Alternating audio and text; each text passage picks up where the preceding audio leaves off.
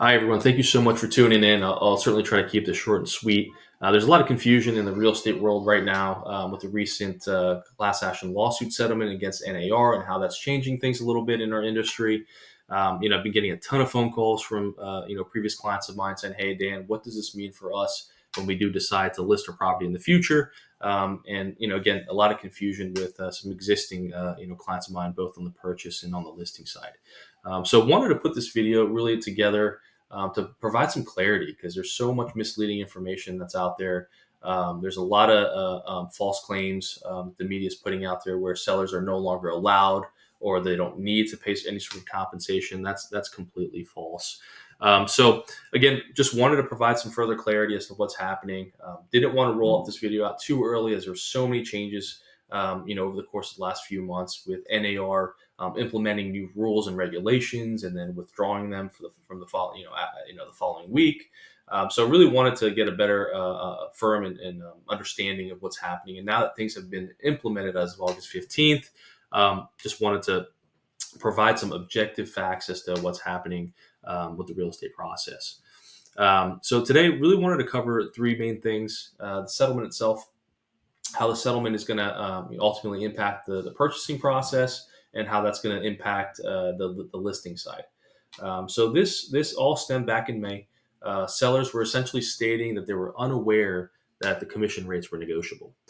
Commission rates have always been negotiable. That has always been the case. I set my own fees and my own rates, and I charge my clients a certain cost of working with me based on my level of service that I provide and the value and experience that I bring to the real estate world. There's a lot of agents where they may charge a lot more than what I charge. There's some agents where they may charge less. But that has always come down to the individual agent for them to determine their worth and their value based on what they do for their clients. So there has never been a set rate structure that we had to charge. There's been cases of price fixing. There's been cases of steering. I know there's a few definitions of steering, but in this particular scenario, it's when a buyer's agent doesn't show homes that are offering commission, where they're offering lower commission rates than their buyer's brokerage agreement. I've personally have never done that before. I don't know why agents, it just takes a simple conversation with your buyer clients, assuming you have a great working relationship with them. You simply state, "Hey, we're about to go see this listing. The commission that the sellers are offering is lower than our buyer brokerage agreement form. What would you like to do?" And it just goes one of two ways. They simply say, "Hey, Dan, I appreciate you bringing this to our attention. We certainly love this home still. It's perfect for my family. It's a perfect starter home. Our friends live in this neighborhood, or we've been, trying to get into this neighborhood for the last 2 years." Whatever the case may be, they say, "Hey, Dan, let's get this thing ratified, and we're willing to cover whatever gap we need to make it work." Or they may simply say, "Hey, Dan, thanks for letting me know. We like this property, but we don't love it enough to cover any sort of commission or a gap any sort of commission. Let's move on to something else," which is completely fine.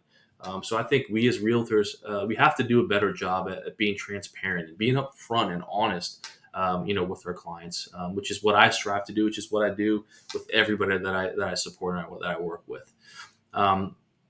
So coming to the purchasing side and how how the settlement is going to change the process a bit. There's two things that they're implementing. It's really just one.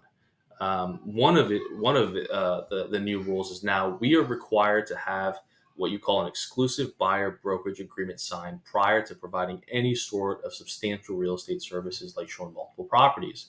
I don't know why they're calling this a new rule. This has always been the rule since 2012. Matter of fact, if you were caught by your brokerage not providing real estate services without a written agreement in place, there's a hefty fine and penalty that we would have to pay. Potentially even getting our license suspended. So I'm not sure why they're calling this a new rule. I've always implemented this into my business practice. For those of you that have worked with me, we have always had an exclusive buyer brokerage agreement in place.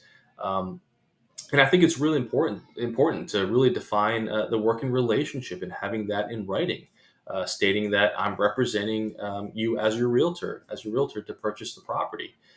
So there's been some pushback from other realtors on this. I don't know why, because this has always been the law, in the first place.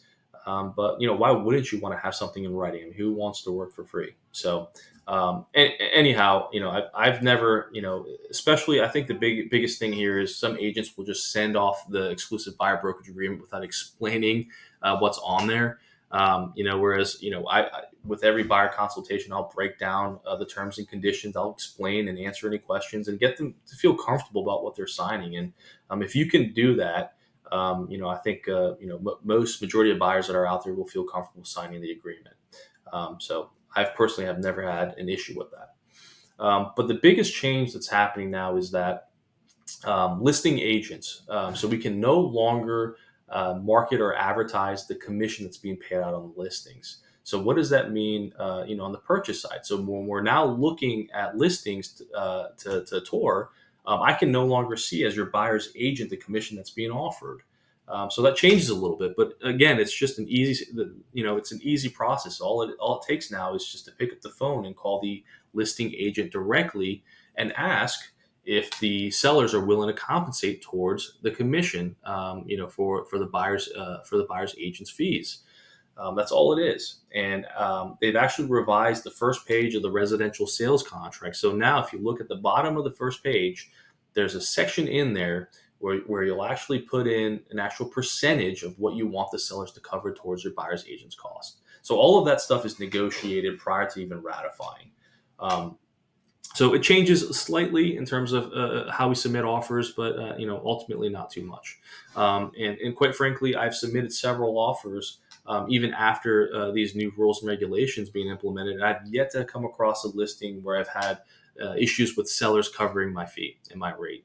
Because majority of the sellers, they do understand that most buyers that are out there are using a realtor to purchase a property, so they understand the value. And also, for example, I've been a listing agent. I've received offers from buyers being unrepresented, and the offer would be terrible. I mean, nothing made sense. They didn't know how to fill out the forms and the contracts correctly.